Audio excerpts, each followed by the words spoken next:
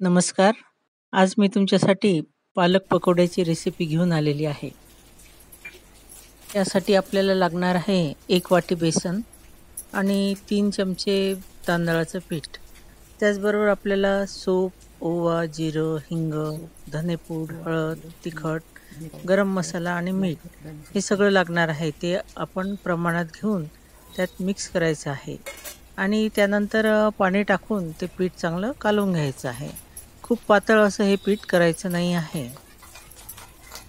पीठ कालवल्यानंतर त्यात अगदी 1 चिमूट बेकिंग पावडर आपण घालून घेणार आहोत आणि त्या बेकिंग पावडरवर आपण किंचित असं 1 चमचाभर पाणी टाकून घेणार आहोत आणि त्यामुळे ती चांगली फसफसते आणि आपण ते सगळं त्या मिश्रणामध्ये मिक्स करून घेणार आहोत आणि त्यानंतर आपण पालकाची पानं धुवून घेतलेली आहेत. हा जो पालक आहे तो मी माझ्या कुंडीतच लावलेला होता.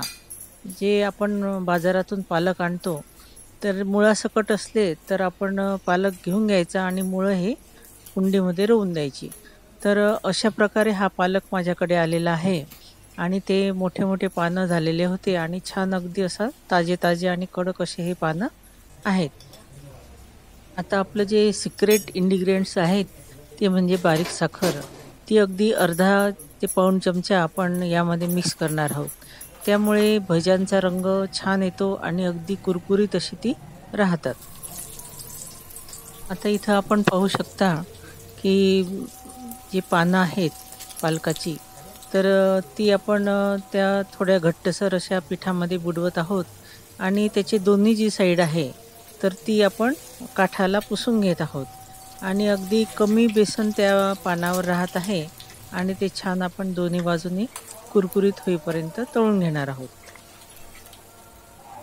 आणि ही भजी तळून घेतल्यानंतर ती झाऱ्यात असताना कढईच्या काठावर अशी तिरपी ठेवायची आहे.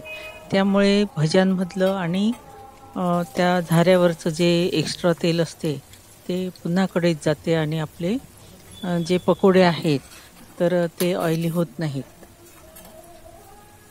छान पावसाळ्याचे दिवस आहे आणि आपले गरमागरम पकोडे हे तयार आहेत. अगदी पालकाची पानं पाहिल्याबरोबर माझ्या मनात अगदी पहिल्यांदा कोणती रेसिपी आली असेल तर ही पालकाचे पकोडे हीच रेसिपी आली आणि मी ती आज बनवलेली आहे. आणि त्यासोबत मिरचीची भजीसुद्धा मी तळलेले आहे सोबत खाण्यासाठी. आणि आपण ही रेसिपी घरी नक्की ट्राय करा. तुम्हाला आवडली तर माझ्या रेसिपीला लाईक करा, शेअर करा आणि कमेंट करायला विसरू नका. तसंच माझ्या चॅनलला सबस्क्राईब करा आणि बेल आयकॉनचं बटन नक्की दाबा. धन्यवाद.